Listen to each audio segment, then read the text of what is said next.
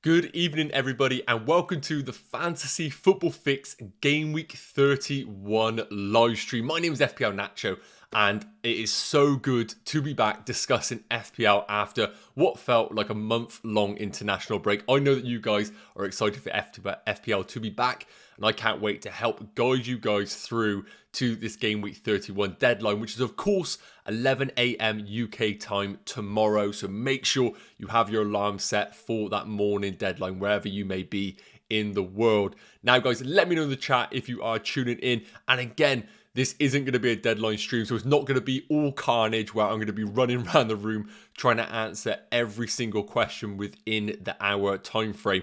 There's going to be a bit of a schedule in this live stream. So just to quickly cover what we are going to be discussing in this live stream, alongside, of course, the questions that you guys throw in the comment section. So, going to be looking at the transfer activity, of course, going into Game Week 31.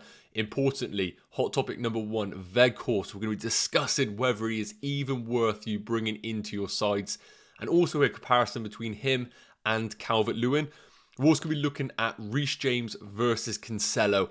I know Reece James is a very popular asset, and a lot of people are considering him.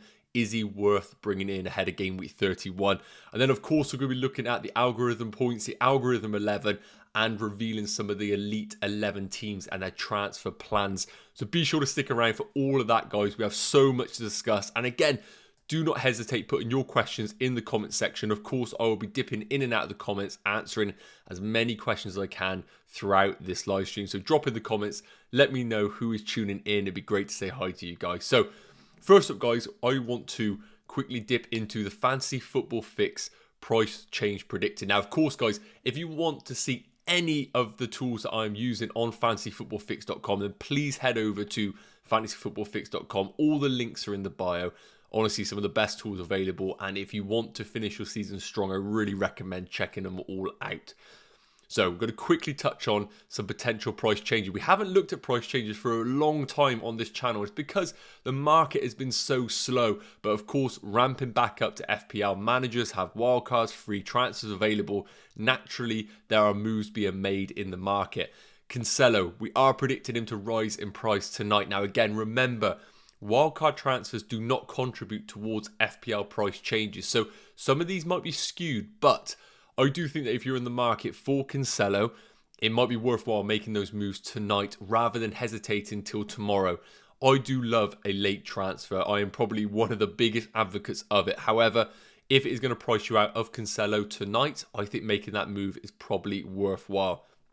A few other notable price rises. Ben White is right on that cusp. Looks like he is going to price rise. Rudiger. Obviously, right now, the debate, Reece James versus Rudiger. Still think Reece James is the exciting, explosive pick. But if you want to go down the minutes route, Rudiger is obviously a great option and could rise in price tonight. So just be careful of that one.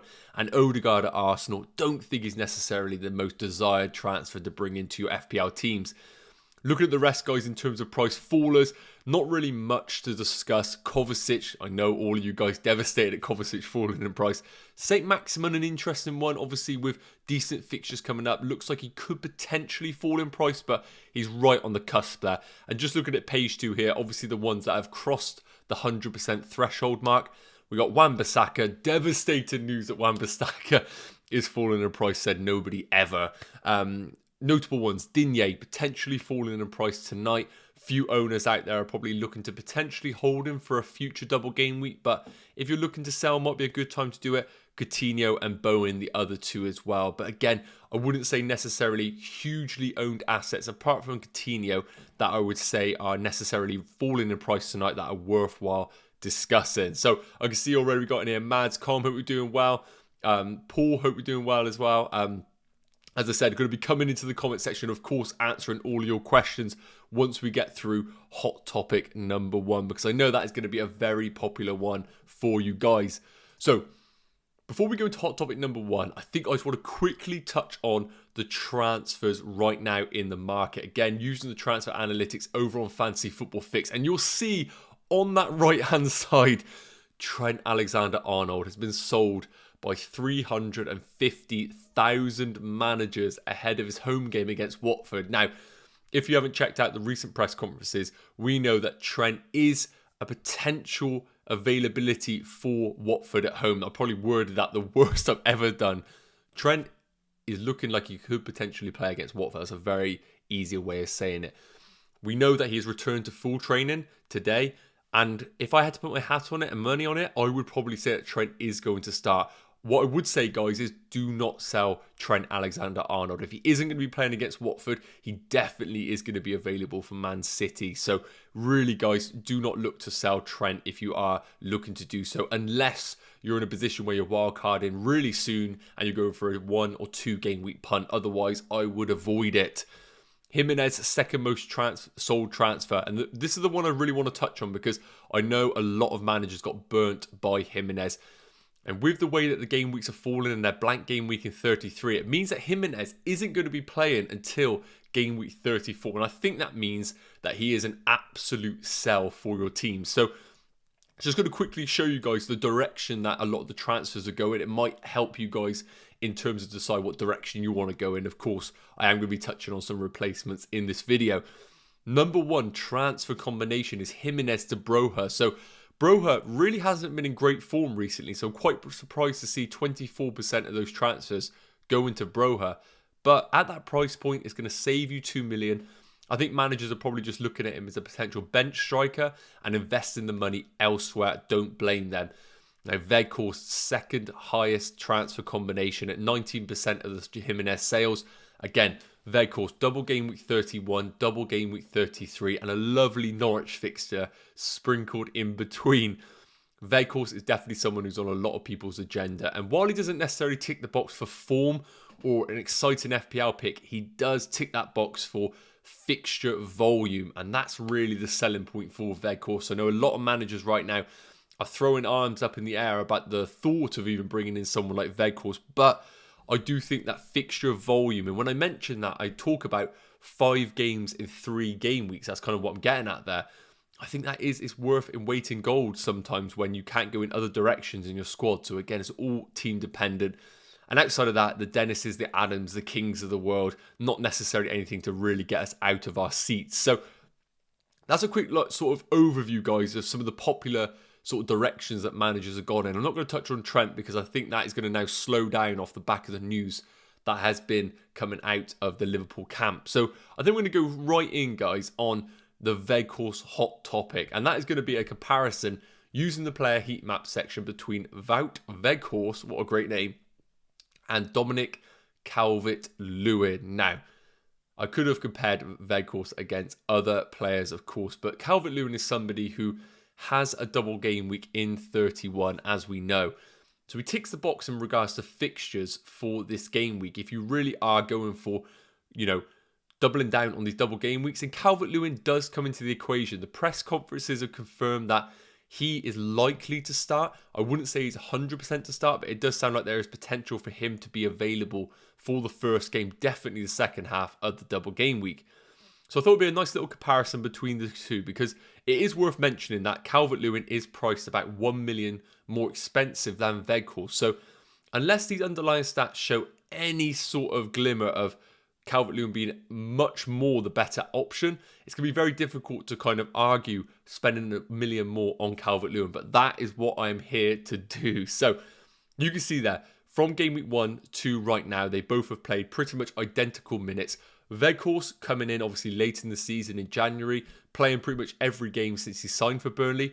Calvert-Lewin, on the other hand, massively hindered due to that injury, just coming back from another injury. So really his minutes have been much more sporadic than Weghorst's. His have been much more in a, you know, fixed line, which we can almost draw some conclusions from. Calvert-Lewin is going to be much more difficult for us to come to any sort of conclusion about, but I am going to try and do that. So look at the touch heat map for both players, and I think it's worth noting that, again, I am going to filter this in a minute because we're looking at data for Calvert-Lewin under, first and foremost, Rafa Benitez, and then we're looking at him kind of sporadically. So I am going to look at it from maybe game week 25 onwards just to get a real idea on the short term. Again, small sample size, but the touch heat map is great for Calvert-Lewin in terms of penalty area touches. Again, I need to filter this for most recent, but Weghorst is the one that I want to quickly touch on because the touch heat map is not exciting at all. For a player 6'7", I want to be seeing all his touches in and around the box, getting that massive slab head on the end of crosses. But with this touch heat map that I am looking at right now, it really isn't that case. Being very much in and around the middle third. Obviously, as we see from Burnley, he is the target man to bring the ball down or bring players into play.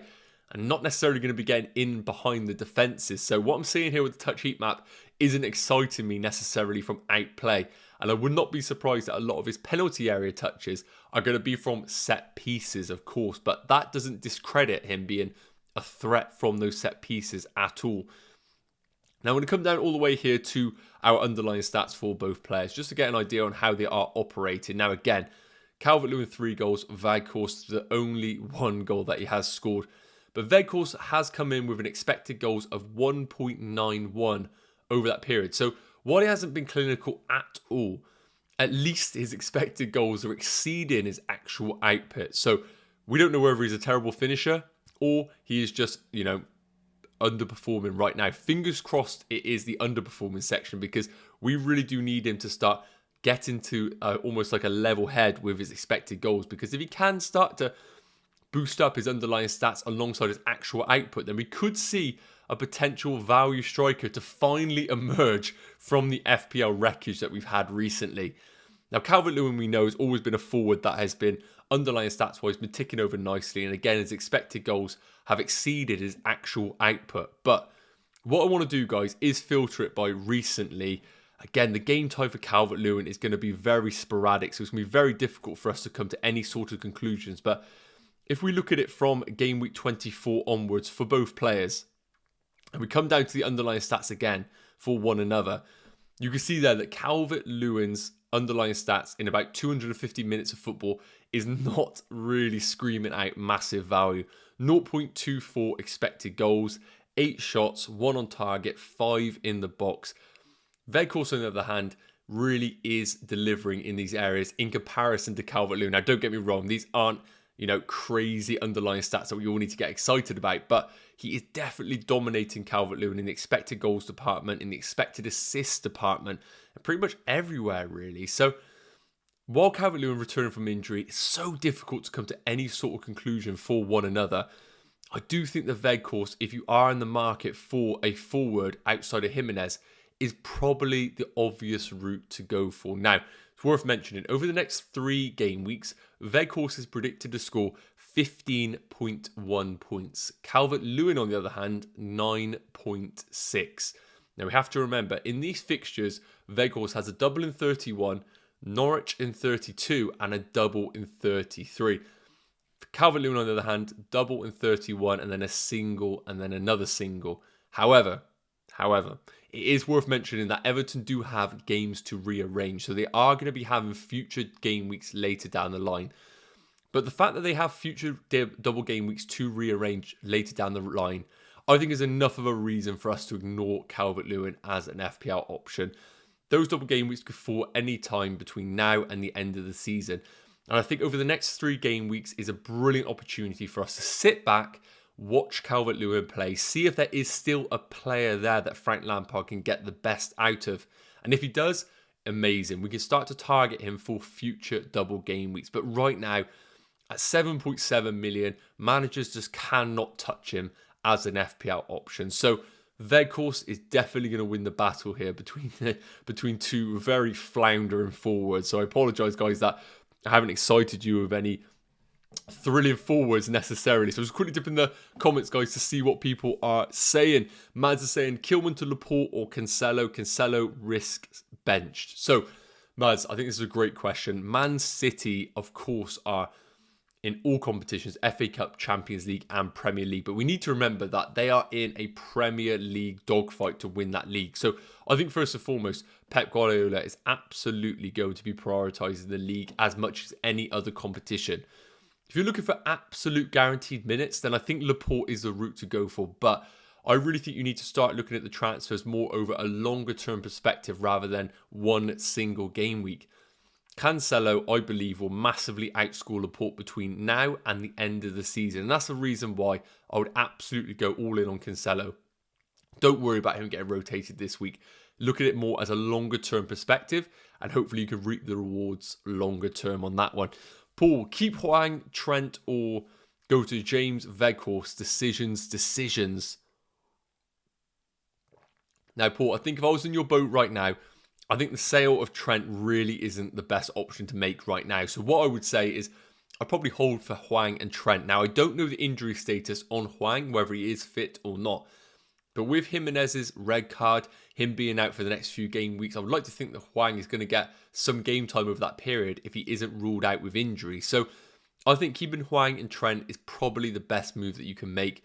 I do think the temptation is there for Weghorst, but selling Trent shouldn't be an option in your transfer strategy right now. Again, very similar to Mads. You need to look at it more longer term rather than short term perspective for your decision making. MC Depp, what do you think the chances Trent plays some minutes Saturday? Yeah, I really do think that Trent has a great opportunity of playing this weekend. And I think the big thing is we need to accept that if he does play, absolutely brilliant, bonus points for us. But I do think that it doesn't really matter. We know that we want Trent longer term. And even if you were in a position where you were considering Trent not to start and your bench wasn't able to back him up, I just don't think it's enough of a reason to sell him. You're going to want him back. He's one of the best FPL assets in the game value-wise. I think we just stop sweating about Trent potentially not playing and just think about it more longer term. That's kind of the way I'm viewing it right now. Calm, looking at Kane, Gordon and Amati in for Jimenez, Jota and Saiss. The two Wolves players need to go for me. It's just I'm bringing in Kane without wanting to captain him. That's my dilemma. Well, first and foremost, Jimenez, I agree, is a sale. Now, Jota is a really interesting one. Yes, I do think that he is one of those players that could definitely deliver between now and the end of the season. But the rotation risk is there. And I think that's probably enough of a reason for you to sell him. Now, Kane, of course, is a massive upgrade on Jimenez. And Gordon is going to get you some investment in those double game weeks that are going to happen for Everton. And Marty, that's the one that I would worry about. I think you need to just buy him in knowing that he's going to be absolutely a third bench spot. Because of the return of Johnny Evans, Soyuncu, Fofana, James Justin, we know that Amati is eventually going to be downgraded to the bench. If that's a third sub for you, then those moves I am not massively against at all. I think that's a nice move. I think the one thing I would say is probably going to weaken your squad overall. I think if I was looking at a squad, I think I'd like the strength and depth of Jimenez, Jota and Saiss over Kane, Gordon and Amati. But Kane, between now and the end of the season, offers brilliant value. And I do think that he is a great option to bring into your teams 100%. Now, guys, obviously, if you are tuning in, please do drop a like and say hi in the comments section. It'd be great to see who is tuning in. Let me know what your thoughts are on Wout Weghorst. Is he coming in for you or are you avoiding? I think it's a real interesting debate for us to have. And I do think that Weghorst, Jimenez to Weghorst, while he isn't necessarily the most attractive FPL asset, I do think that it is a logical move to make just because of the fixture volume that he does have over the next 3 game weeks. Now, another discussion that a lot of managers are having right now, and rightly so, is the move from big in midfield to big at the back. And I really do think that this is a discussion that we need to have. And even more so because of the recent news that Reece James has been confirmed fit and available for their home game against Brentford this weekend. We know how phenomenal of an asset Reece James is when he does officially get a run of games together. And I think he's one of the best FPL options in the game when he is fit and firing. Cancelo, Trent, Robertson, to name a few, are all assets that we need to be considering when we're making our future transfers between now and the end of the season. So I brought up the fix comparison matrix for us to look at these 4 premium assets. And I've left the 5th one available for you guys to let me know who you want me to throw in there. Preferably a premium asset, but if you want to compare these 4 premiums to maybe a bit of a differential defender that you want to compare, please do drop it in the comments. I'll chuck it in there and we can get some nice comparisons between the 5 players. So I'll give you guys 20 seconds or so to drop them players in the comment section. I'll pick the most popular player for us to compare. And I can go between the 2, don't worry. So if there are loads of different options, I will bring them in, don't worry. Now, of course, guys, this is our fix comparison matrix. One of my favorite tools on the site. Gives us the opportunity to filter between players and importantly, customize the stats that we are going to be comparing one another with. Now, it's worth mentioning, Below the names there, you can see Reece James 23.8 is his predicted points over the next 5 game weeks. So you can see there, Robertson leading the way on 26.8 predicted points. Cancelo just behind on 24.9. Reece James on 23.8 predicted points. And Trent Alexander-Arnold on 18.8 projected points. Now, worth mentioning, the recent news, obviously, of Klopp means that his predicted points are going to definitely increase, and I would not be surprised if they exceed Robertson once we get complete clarity over his availability ahead of game week 31. But right now, because he isn't 100% available, we don't want to be updating our predicted points unless it reflects that when we definitely know. But don't worry, if Trent was officially confirmed, those predicted points would definitely be around the 28-point mark. I can say that confidently. So guys, let me know, who do you want on the 5th spot? Hopefully we've got some thoughts in here in the comment section. Please do drop in any names. I'm going to crack on though with these 4 premiums, and I could drop in any of the other players later down the line. So again guys, because a lot of these players have played very differing minutes, I'm going to filter it by average per game for us to get a real idea on how they operate, and it's easy for me to get a bit of a comparison between the two. And again, it is worth mentioning that we do have differing prices between these assets. Trent, 8.4 million. Robertson, 7.3. Cancelo, 6.9. And James, 6.2. So it is worth that consideration when we are weighing up these options. Now, FPL points per game, all of these are at absolute elite level. Trent, 7.2. Robertson, 6.5. James, 6.4. And Cancelo on 6 points per game. But the goals is where Reece James really comes into his own. With the formation that Tuchel does implement in that Chelsea team, it really does encourage Reece James to get in and behind the front line of Chelsea, which is really interesting to see. We've seen them goals against Arsenal early on in the season, and we saw it off the back of his return of injury, where he did get that goal at home as well, and that massive haul in the double game week. So in regards to actual team formation, I think Reece James, of all the 4 players that we're considering right now, is the biggest goal threat. We've seen that with Chilwell as well on that left-hand side when he was available. Cancelo and obviously the Liverpool boys, on the other hand, are much more creative influences in their team, getting involved in midfield areas and obviously delivering touchline and deep crosses. I think Reece James nicks it in regards to the areas that he does pick up in games.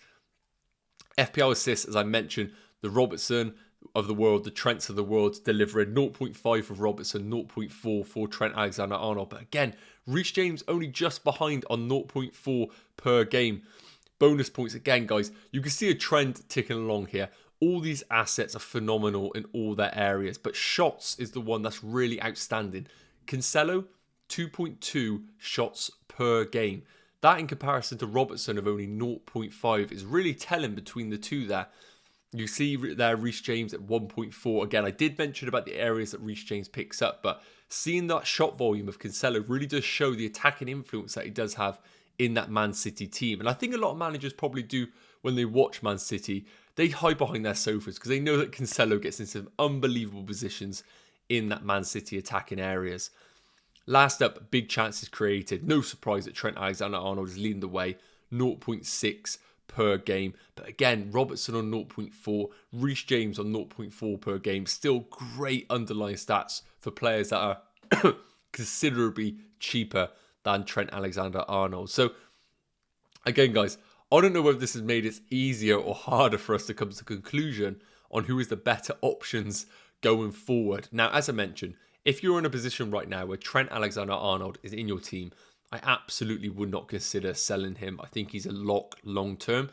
But I don't think I would necessarily double up right now with Trent and Robertson in my team.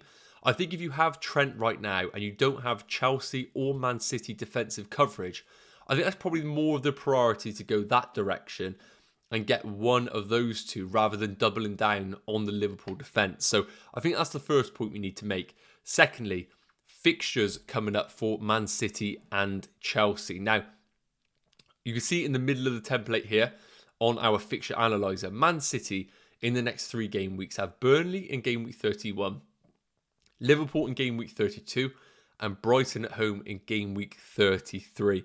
However, that only paints a small part of the picture. Man City are in, obviously, multiple cup competitions right now. And just going to read you through the fixtures that they actually do have in between these league games. So Burnley on the 2nd, which is tomorrow. Atletico Madrid on the 5th, only 3 days later in the Champions League. Liverpool in the league 5 days later on the 10th of April. 13th of April, Atletico Madrid. 16th of April, Liverpool at home in the FA Cup. And then 20th of April, that game week 33 fixture against Brighton. So many fixtures compact. And it's not even like it's a Boreham Wood away FA Cup 3rd round tie. It is big nights at the Etihad that we are discussing there. And games that you would absolutely expect Cancelo to be featuring in. Chelsea fixtures, again, absolutely the same boat. 2nd, which is tomorrow of April, Brentford at home in the league. 6th of April, Champions League against Real Madrid at Stamford Bridge. 9th of April, away to Southampton in the league. 12th of April, Madrid away in the Champions League. 17th, FA Cup at home to Palace.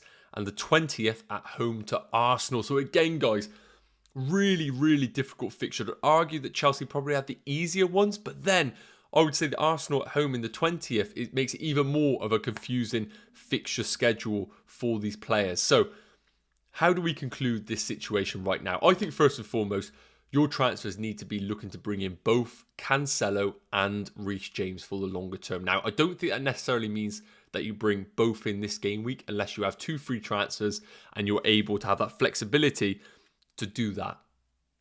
But in regards to the actual direction you need to go for this game week, if I had to personally put my hat on it, I do think that Reece James would play this game week. But then looking at Madrid 4 days later, and then Southampton 3 days after that, I really do think that that is going to be a very difficult fixture for Reece James to recover in and then be available for the Madrid game 3 days later. So that reason being, I think I'd probably go for Cancelo. We know he's fully fit, match fit, which is the important thing, and one of the most fittest players in that Man City team. Yes, he may not play against Burnley, but I think he's got more chance of playing longer term than Reece James, where Tuchel might prioritise the Champions League game. So right now, guys, if I had to prioritise, I would go Cancelo, but I really think that we need to target going for both of those players over the longer term. Again, guys, let me know in the chat, what are your thoughts right now? Cancelo or Reece James for your priority? I think I would just go Cancelo, just because of Reece James returning from injury. We really don't know whether he is going to just absolutely buckle under the amount of games that they got coming up. That's going to be very difficult for us to predict. I think Cancelo is probably the safer pick for you longer term. Let me know in the chat, guys, your thoughts. Steve, you mentioned about Luke Shaw in the comparison. I can drop that in for you there so you can have a little bit of a look at him as an option. I think that's a nice option. But again, 14.5 predicted points. And when we look at, again, guys, when we throw in an option like Luke Shaw, it really does just show you how brilliant these premium options are. 2.4 points per game. Look at it in comparison to the other options. They're dreadful. So Luke Shaw, yes, he could be a nice differential move, but I think you pay more money and you go for the premium options in your team 110%. Right, Steve, would you go for Kuko or Mateta?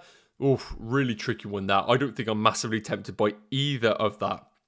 Probably would say that I would go for probably Cucho of the two, but again, that's really tricky. I think just the Palace front line is so competitive. You really don't know what direction to go in on that one. Ian, I'm using wildcard. Which combo do you prefer out of Mount and White, or Maddison and Tierney, or Barnes and Gabriel? Well, I think if I was looking at that combination there, Ian, I probably would go for the first option of Mount and Ben White. Now, I really like the Maddison and Tierney one, but however, their Europa League involvement means that they might not prioritise the league later down the line. Tierney, he isn't necessarily bombing on as much as I'd like to see him as an FPL option. I think Ben White is probably the better value pick right now. And of course, he does pick up great bonus points. Barnes and Gabriel, again, I like that combination. I like the Leicester involvement. However, again, I mentioned about the Europa League, and Gabriel, I don't think is worth paying more for Ben White. I'd much rather you go Barnes and Ben White than Barnes and Gabriel. I hope that helps there. And Daddy Butcher saying, what about Adams instead of Weghorst? Now, Adams is a really interesting shout for us to consider, and somebody that I don't think a lot of the community are talking about right now. So Southampton, upcoming fixtures, Leeds away, which looks like a decent fixture for Che Adams. Chelsea at home, obviously not the best fixture. However, we know that he will definitely start that fixture because Broha will be, of course, ineligible because he is loaned from Chelsea. And then a double game week at home to Arsenal and away to Burnley. So those next 3 fixtures are really not too bad at all for Che Adams. And when we come over to the algorithm points over the next 3 game weeks and filter it by forwards, it's going to be really interesting to see that Adams actually comes out on top of those mid-priced forwards. Actually, 15.8 projected points is more than we're projecting from Weghorst over the next 3 game weeks. And you have to remember that Weghorst has that double in game week 31 as well. So it's a really great shout in regards to Che Adams, somebody that we're really not considering right now. But because of that double in game week 33 confirmed and his definite game involvement in game week 32 due to Broha being ineligible, he could be a really shrewd pick as well. And it's worth mentioning that game against Chelsea falls in between those 2 Madrid Champions League games. Now, Chelsea are going to be massively up for, of course, the Madrid game in the first leg, the Madrid game in the second leg, and an eye on Arsenal on the 20th. So with Southampton only 10 days before that in the league and so many games to squeeze in between, I wouldn't be surprised if we see a makeshift Chelsea side, and in particular Chelsea defence, in that Southampton fixture. There's going to be no chance that Thiago Silva plays that Southampton game.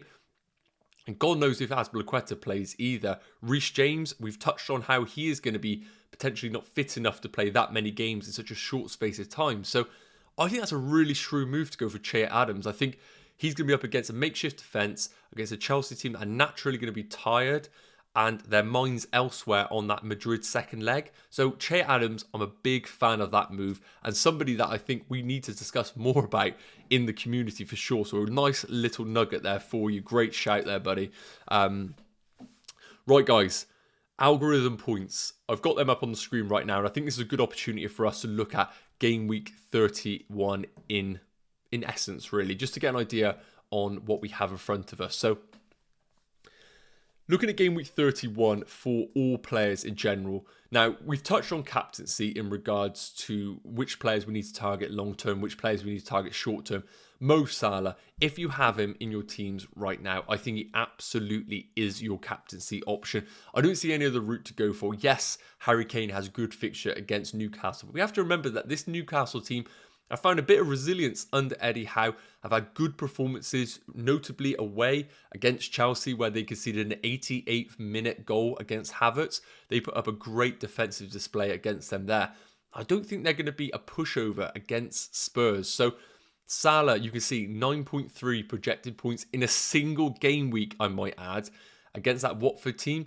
And again, I can't promote to say that Salah is definitely going to start against Watford. However, I know that Salah has a bit of a decent track record against Watford. And if he does get game time against them, even 60 minutes, I think that's enough of a reason to put the captaincy on him. So Mo Salah, absolutely the number one captaincy option for game week 31. Now, Mane, I really think this is a tough option to go for as a differential pick for game week 31 onwards. I just don't think at 11.7 million, that's where we need to prioritise our funds. But if you are looking for a little bit of a differential, maybe you're mad and you don't own Mo Salah, then he could be a nice differential to go against him. But you can see there, based on our projected points, 7.6 projected points, considerably less than Mo Salah. I don't think I can necessarily urge managers to go for Mane as a differential pick. Now, a player that has come into conversation recently is Nick Pope, and that's mainly because of the recent injury woes to Ramsdale at Arsenal. Now, the recent press conference has said that he is going to be struggling for fitness in their game week 31 fixture, and I think a lot of managers right now are looking at it without a goalkeeper to play in game week 31, looking at Nick Pope's upcoming fixtures, seeing a double in game week 31, a great fixture from a defensive perspective against Norwich in game week 32, and a double in game week 33. He looks like a great alternative to Ramsdale over those next 3 game weeks. And when we do look at goalkeepers over the next 3 game weeks in isolation, once I get it filtered for us, we can see that Nick Pope massively comes on top as the best goalkeeper option with 19 predicted points. David De Gea, second best on 15.7. And you can see that a little bit further down Ramsdale predicted to score 13.8 projected points, but it's worth mentioning that he is really small probability of playing in game week 31. So you can see only 0.8 projected points there. So again, if he was definitely going to be playing in game week 31, his projected points would be much more than what you're seeing right there. But I think if you're in a position right now, a bit of money in the bank available, and you really are worried about not having a goalkeeper in game week 31, I think Nick Pope is probably the option to go for over the longer term. You can see there Pickford on 13.4 projected points, 7 projected points in game week 31, but we know that Everton do have games to be rearranged later down the line. And I do think there are going to be game weeks where Pickford becomes a viable goalkeeper strategy, but right now, with Everton the way they're performing right now, I have no confidence in them keeping clean sheets. I think Nick Pope is probably the route you want to go for if you are looking for a goalkeeper transfer in that market. So that is kind of where I'm at in terms of goalkeepers, guys, for this game week. Obviously, guys, if you are enjoying the live stream, please do drop a like. Really does help the stream. Sever saying mid of Salah, Son, Saka, Kulusevski and Rafinha. What do you think should I roll? Of course, defence-wise, you have Trent, Rudiger, Doherty, Digne and 8 Norris. So first and foremost, your midfield, I wouldn't be looking to sell any of those in this game week. I think we've touched on Salah, his potential. Son and Kulusevski are great attacking options this game week. Saka and Rafinha, I think long-term are still good options. From your defence-wise, again, I think you have good options here. I think Digne could be a make way if you want to invest them funds elsewhere. Maybe you have money in the bank to go to someone like Cancelo. But I think looking at that squad just in general, I think they're probably just keeping it and rolling that free transfer is probably the route that I would go for in that one. Bikes, Rudiger or Reece James. Now, this is a really interesting right now because as we mentioned, James coming back from injury, he is absolutely the best FPL option in that Chelsea defence if he is guaranteed to be fit. And what I'm going to do here is bring up our projected points over the next 4 game weeks for us to get an idea on what the best defenders to target are.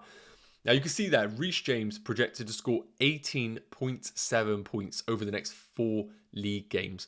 Rudiger, on the other hand, 17.9. Now, of course, a lot of managers do say, if you are looking for a Chelsea defender and you want guaranteed minutes, then Rudiger is the man to go for. I absolutely don't deny that. I think Rudiger just ticks all the boxes in regards to just getting game time and ownership in a defence that's proven to be one of the best in the league. But we've seen how dangerous Reece James is, and we've compared him against other premium options, and he comes out near enough the top for all departments. And I really do think the risk is worth taking for Reece James. So yes, while you might get burnt from time to time with Reece James and Rudiger starting ahead of him because of obviously his fitness and importance in the team, I think between now and the end of the season, I fully expect Reece James to outscore Rudiger. And I think if you have that mindset of more of a longer term perspective, you are going to definitely reap the rewards. So yeah, absolutely, Reece James over Rudiger. And just if he gets dropped 1 in 3, then you just don't sweat on it because you know that he has the potential to deliver monster hauls. We saw that in game week 28, I think, but I might be wrong on that one there. Prole Broha or Jacob Ramsey? Well, great opportunity for me to use our algorithm points here to get a comparison between the two. Just need to remind myself there, you said Jacob Ramsey and Broha. So Jacob Ramsey for game week 31 is projected to score. Ramsey's projected to score 2.5 points. Broha, on the other hand, is projected to score 3.7. So based on that, Broha would be the route that you would go for. And I do like that fixture away against Leeds. I think there's real potential there for some attacking returns for Broha massively. Nuisance BS? I think I've pronounced that right. Thoughts on my transfer plans? Sarr, Trent and Cash to Pope, Robertson and Reece James.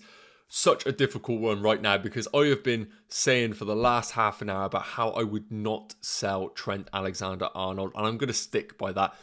Yes, I really do like the upgrade of into Pope with those game weeks coming up. I love the upgrade of Cash to Reece James, and of course you're bringing in Robertson. Now, again, if you are happy to bring in Robertson and accept that you are bringing in the second best Liverpool defender and you're happy to sleep in that bed, then I really do think that they are good moves. I think you're upgraded in each department apart from the Trent to Robertson move.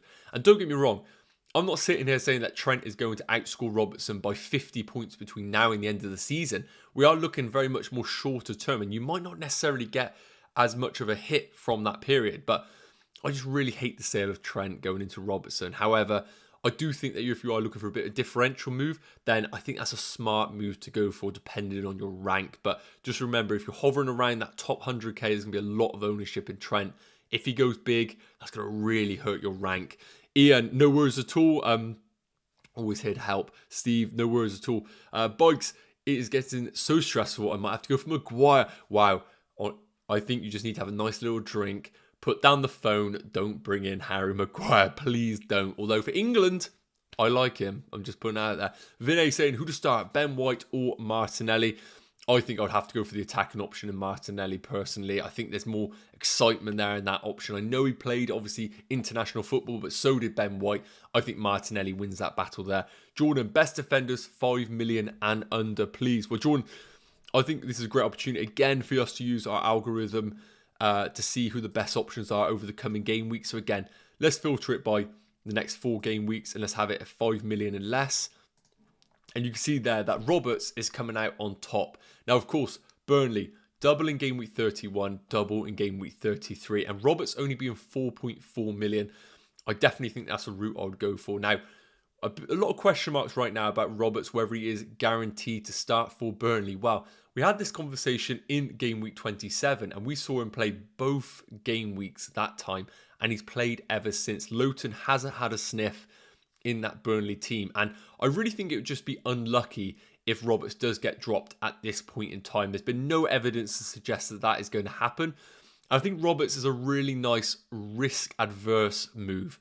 4.4 million means that if he does at some point randomly get benched and looks like he's been dropped from the team, he can happily sit as a second or third bench option in your team if you have to. I think it gives you great potential there because you're getting 5 games in 3 game weeks. And I think at that price point, that's amazing value. So if you're in the market right now, I think Roberts is the obvious move to go for. And I probably would go Roberts over Tarkowski. You can see there that we have Roberts to outscore Tarkowski on our projected points. And Tarkowski being 0.5 million more, I don't think necessarily is worth that value. So Roberts, if you are in the market for a defender, would be the route I would go for. I think Ben White's an interesting one as well. Arsenal defensively looking great this season. And again, similar price, 4.5 million. Of course, you're not getting those doubles in game week 31 that I touched on, but you're getting a defender playing in a much better defensive unit. And I think if you're looking for an actual team to invest in, I think Ben White's your option. If you're looking at fixtures and ceiling, so of course Roberts is playing 180 minutes as opposed to Ben White's 90 and 31, then I think Roberts is the obvious move. So I hope that helps. But I think Roberts is the smart move for you. It's going to free up more funds in the bank for you to invest elsewhere if you need to. So I hope that helps Jordan on that one there. So guys, those that are regulars to our live streams know that we do reveal certain parts of the site. And that is going to be one of those being our Elite 11. Now, it's worth noting that it is a Friday, it isn't a dead live stream, so there might not be any reveals to make in our Elite 11, but I think it's worth touching on it just in case we have any managers that have done so over this period. And unfortunately, for some reason, I can't get the Elite 11 up, so I'm just going to try and get on it in a minute. Okay, we're having a few troubles with the Elite 11, so I'm going to leave the Elite 11 for now, guys, but please do check it out. I'll try and hopefully get that logged in a bit, guys. Apologies for that. Bit of an issue there, but that is obviously my bad. I must have messed up. Typical technical issue. So instead of that, guys, we're going to come straight to the Algorithm 11. And of course, this Algorithm 11 is based on our algorithm points ahead of game week 31, 11 of the best players. So effectively a free hit team. And in game week 30, this was a brilliant sort of reveal that we had because so many managers were using their free hit that obviously they went with our algorithm 11. I think they've done pretty well. So if you're on a free hit right now, this is a team that we do recommend you going for. Now you can see here, we have some, I'm going to say controversial picks that have come into our algorithm squad. Now, worth mentioning, Trent Alexander-Arnold, because of that potential rotation with that injury, isn't going to be in our algorithm 11. And I do think that Robertson is the smarter move right now in a 1 game week situation, just because you know that he's definitely going to play. Trent, on the other hand, we really don't know that. So definitely that is our route going for in that sense. Now, Nick Pope, as I mentioned, is definitely the option to go for a goalkeeper this game week. 7.4 projected points in game week 31. Absolutely the right option to go for. Double Man City. Let's just hope he keeps some save points, because he could ship a lot of goals, but hopefully he does get that clean sheet against Everton. Michael Keane. Who would have thought Michael Keane would be making an appearance in our algorithm squad? But today is the day. Fixtures against West Ham and Burnley in that double. I think his game time is going to be pretty secure. I don't think Yerry Mina is going to be back for game week 31. So he is probably a shrewd move to go for. Robertson, as I touched on. Roberts, we touched on him. It's a great move to make. Differential option. And of course, minutes are pretty solid right now in that Burnley team. And Thiago Silva is going to be making an appearance. Now, it's worth mentioning, again, we don't rebuild an algorithm squad based on potential risks. Now, I think in the last hour, the certainty of Reece James being available has increased. So if I was to build an algorithm squad right now, I wouldn't be surprised if Reece James made an appearance instead of Thiago Silva. I do think that Reece James offers just a little bit more X factor that Thiago Silva doesn't necessarily have.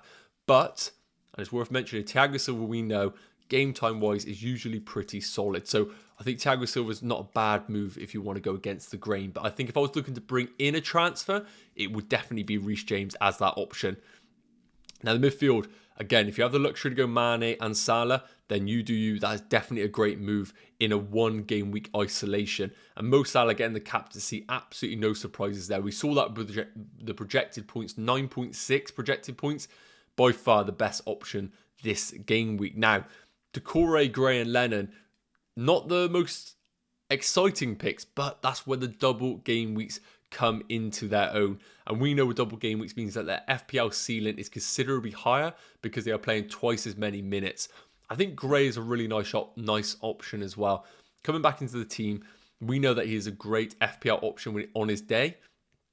And I do think that if Frank Lampard can get the best out of him, he could emerge as a nice little differential option between now and the end of the season. A lot of managers going for Gordon right now because of his price point. I totally understand that. But Gray could be a nice little differential into that Everton team if we see some form from him. And leading the line, no surprise, Harry Kane. Unbelievable form right now. 5 goals, 4 assists in his last 5 league games. Best forward in the game, and I think there's definitely an argument to just go for one forward between now and the end of the season because of how terrible all the others are.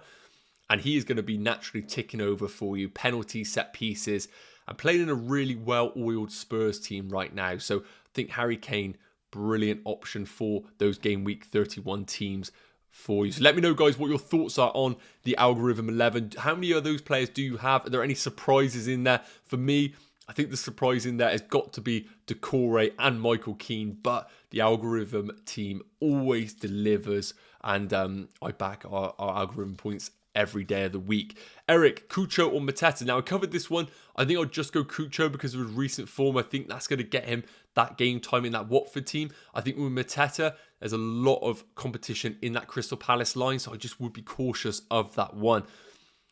Davis, Cody, Broha, start which two? Well, we know Broha away to Leeds is a decent fixture, so I probably would go for Broha. And in regards to Cody, let's just quickly take a look at the fixtures for him. Wolves have got, unfortunately, my memory, home to Aston Villa, which I don't think is necessarily a bad fixture for him.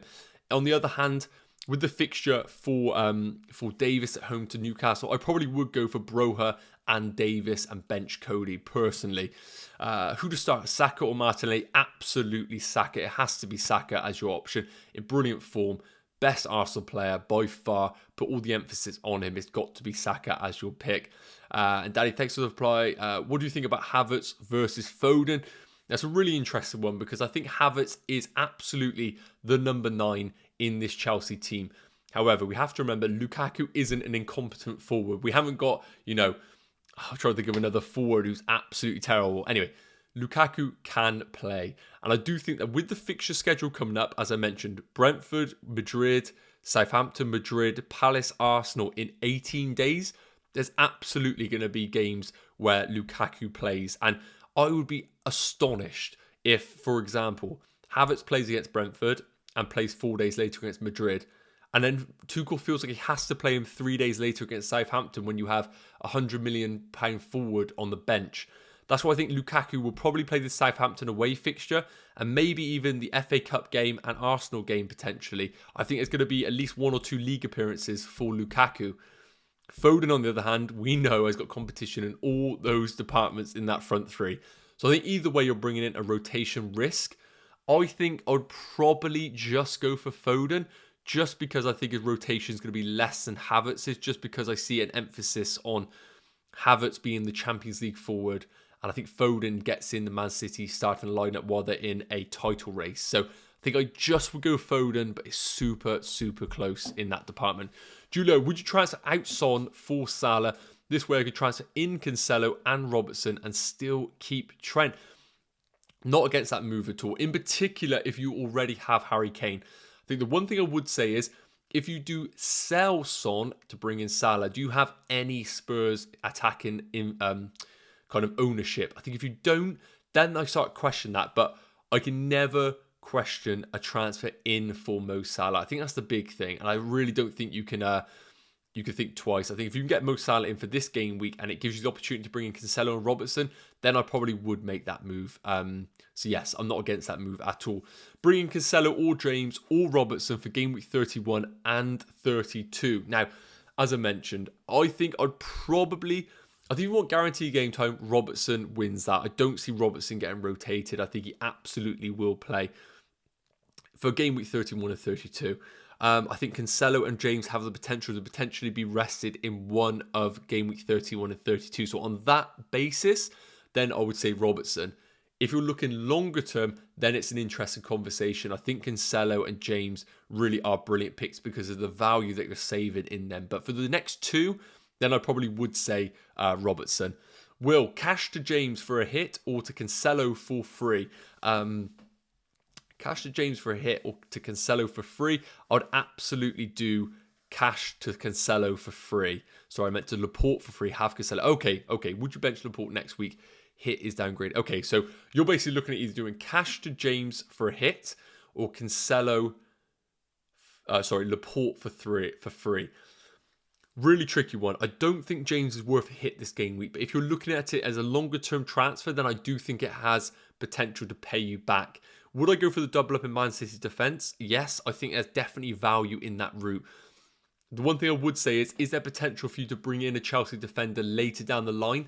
I think you need to have some sort of Chelsea defensive ownership, in particular Reece James, maybe game week 33 or 34 onwards if you go down this double Man City defensive route. So I really do like the double up of Cancelo and Laporte.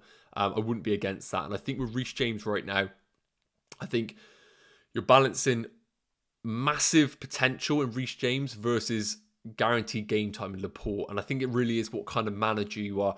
I would be more tempted to go for the Reece James option just because I like those explosive options. But Laporte, if you are more want to get guaranteed game time, tick over nicely, then I think that's a nice route to go for. And that's going to be all about your playing style, really. So, guys, we're going to do this for another 5 minutes or so. Please drop any last minute questions that you do have, and I will try and help you the best I can. Of course, no deadline stream tomorrow, so this is what you're getting. But of course, we have plenty more content coming out. In particular, our new account over on TikTok. Yes, I know TikTok, it isn't just a 16-year-old app. There is plenty of short form content we're starting to deliver over on TikTok. So please do check that out. If any of you guys are on TikTok, I've been putting content out on there. There's going to be plenty of content between now and the deadline after this live stream. So if you want another hit of fantasy football fix information, I definitely recommend heading over to there. That's going to be the main source of content between now and the game week 31 deadline. You get some more of your questions in then. So please do check it out. If you are like me and have TikTok and you're under the age of 30, who would have bloody thought? I don't dance, so it's worth mentioning. Will Wood, I really like the port this week, but obviously James for 32 will be free hitting in 33 and wildcarding in game week 34. Oh, okay, now Will, that's a definite, that's a bit of a shift there, definitely in terms of your strategy. Laporte. I think Laporte wins it there for me. I think Reece James is such an exciting pick for you. But if you are going to be free hitting in game week 33, you are just looking for somebody in the next 2 game weeks, and I think you're going to get guaranteed game time for Laporte over the next 2. Do I see Reece James playing both Brentford and Southampton with Madrid in between? Probably not. So I think personally Laporte is your better move. There's no denying Reece James could absolutely bang against Brentford and outscore Laporte, but I just like what I perceive a guaranteed 180 minutes for Laporte versus maybe a 90 minutes against Reece James, in particular for free hitting in 33 and wildcard in 34. So yeah, I think I'll go Laporte and go for the safer option in that one there. I'm just going to leave the algorithm points up here for you guys, so I'm just going to be answering the last few questions before we obviously dip off there. Actually, no, let me leave up the fixtures for you guys in a minute. Here we go. Okay, guys, last few. Chris, is Rudiger to James for a hit a stupid move? Chris, there's no stupid FPL moves. Don't worry about that. We're not here to judge any of those stupid moves. Apologies. I've missed a question. Simon Clips. Weghorst, Adams, and Martinelli, Ben Mee play 2. Okay, I have to play 2 of those. Well, it's going to have to be... of those, you have to play Weghorst. And I wouldn't start Ben Mee because of the injury that he has right now. So I would play Weghorst and I would probably play Martinelli. I would play those 2, bench Adams and Ben Mee. Sagan, Ramsdale and Trent for Robertson and Lloris for a -4. Do I like that move? No, I don't like that move for a -4, no. Chris, is Rudiger to James for a hit a stupid move? I wouldn't make that move for a hit personally. I think Rudiger's going to get guaranteed game time against Brentford, and I think he could easily play against Southampton away as well, whereas I think Reece James probably plays against Brentford, plays against Madrid, and maybe not against Southampton because they're going to want him for that away fixture against Madrid. So I think Rudiger is probably just worth holding and just accept that Reece James could bang this game week, but that's kind of just how it is sometimes, unfortunately. One free transfer, Ramsdale out, Trent stay. If Trent is not playing Ramsey or Saiss comes in, hit -4. If Trent is not playing Ramsey or Saiss comes in, I'll definitely keep Trent. If you're looking at it, you have to keep Trent 100%. And I don't think you need to make a transfer necessarily, or do Ramsdale to Pope, and then I think that's a nice move. Randy, I have free hit wildcard and bench boost left. When should I ideally use them? Okay, Randy, it's a really good question in regards to the chip strategy and something I think we can just keep the fixtures on the screen for. So, in regards to sort of a strategy that I would play, I personally think that using your wildcard now is not the best use of the chip. And the main reason being is because we know that there is going to be fixture announcements for a potential double, or no, a guaranteed double in game week 36. But that game week 36 double could be dropped elsewhere in game week 36, game week 35, game week 37. So I think if you build a wildcard team now, that wildcard team, while it might look great right now, could look terrible in the future if the doubles drop in different dates. So I think a free hit in game week 33 is probably a good move. It means you can get some double players and some differentials, in particular Man United. I'll then look to wildcard in game week 34 or 35 and then bench boost in game week 36. Now the big caveat is when you wildcard, you need to make sure that you bring in 15 playing players to really make use of that bench boost chip. If you do that, then I think you can really optimize the chips that you have available to you. So hopefully that helps on a strategy there. Will, Simon, and yeah, I promise to wildcard James in when I do hit the button. Yeah, Will, I think that's a really good move there. Randy, Salah or Kane captain this week? Well, Salah predicted to score 9.6 points this week. So I think Salah is the obvious move for you. Unless we get information that he's a potential rotation risk. Otherwise, I think Salah is the route to go for. Long term, which strikers besides Kane and Lacazette are best for a bench boost in game week 36? Now, again, it's really difficult for me to say because the landscape of the fixtures in game week 36 are so unclear as we speak. Now, you can see the fixtures on screen right now. We have, if I filter game week 36 by difficulty, Arsenal, Palace, West Ham, Brentford are some of the best fixtures there. But we really can't read too much into this game week, because there are going to be double game weeks dropping in and around. Apologies, I've got to sneeze. Any point now. Apologies. Sorry, guys, very unprofessional. So, unfortunately, although I would love to give you some information about game week 36, we just don't have the clarity right now to really say what to go for. So, I think you just got to be fluid with your decision making right now. and know that in a few game weeks we're going to get clarity on what the game week 36 fixtures are. Then you can start to plan your transfers going forward. A few more questions, guys, and then we're going to unfortunately have to wrap up the live stream. Jordan, Son out for Sancho. Don't think I'd necessarily look to do that now. Son at home is an amazing FPL option. His record at home is much better than his away record.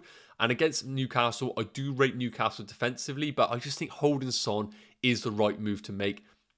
And then maybe look to bring in Sancho as a bit of a differential in game week 33 when they have a double and Spurs have a single. But right now just doesn't feel like the right time to sell Son at home to Newcastle at all. Nebras, oh, thank you for blessing me. How I decide whether to bench boost on 33 or 36. I have a wildcard and free hit. Hopefully that strategy I mentioned helped you out. I'd free hit in 33, wildcard in 35 to bench boost in 36 personally. Vinay, I have a bench boost and free hit left. What's your suggestion how to use them? Okay, so if you're in the position right now, this is where it's a bit difficult because I don't know your squad. And unfortunately, I don't really have the time in this stream to like really dissect your squad. But what I would suggest is, the problem with bench boosting later in your season is that you're going to have to spend multiple game weeks using your free transfers to bring in 15 playing players. And then you're going to have a few game weeks to sack them off and invest in your 11. Whereas if you do your bench boost early, it means that you get out the way with 15 playing players.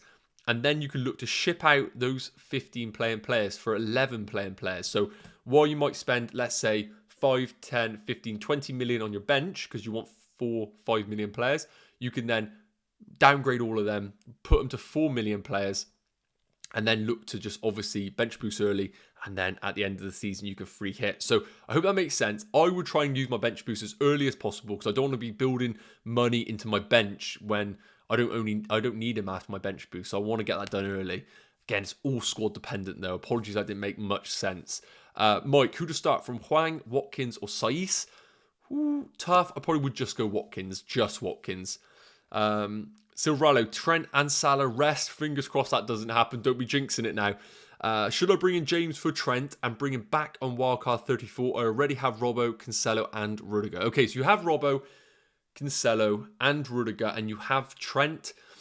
I just don't think you need to do that move. I just don't think you need to do it. I love the idea of of Reece James, but Trent could easily start, and we know we could absolutely outscore Reece James. I would just hold. I don't think you need to make that move at all.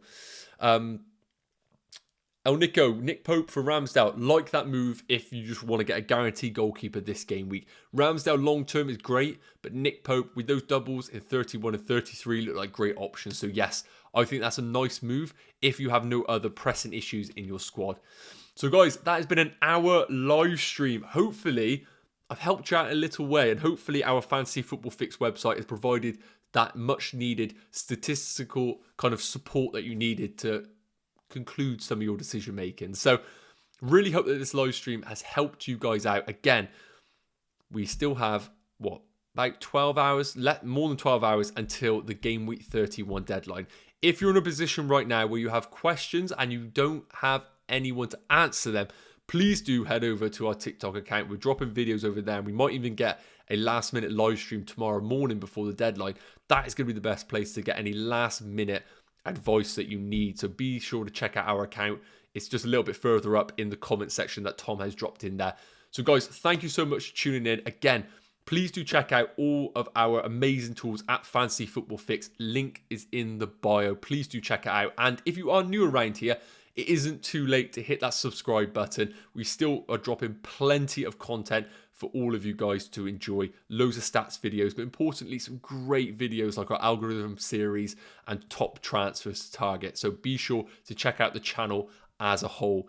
So I really hope you guys have a great game week 31. Fingers crossed, green arrows. If you are going on Weghorst, I really do hope it pays off for you guys. I could be in the same boat as well. We will see. So have a great weekend, guys. Have a great game week 31, and we will talk very soon. Take care. Cheers.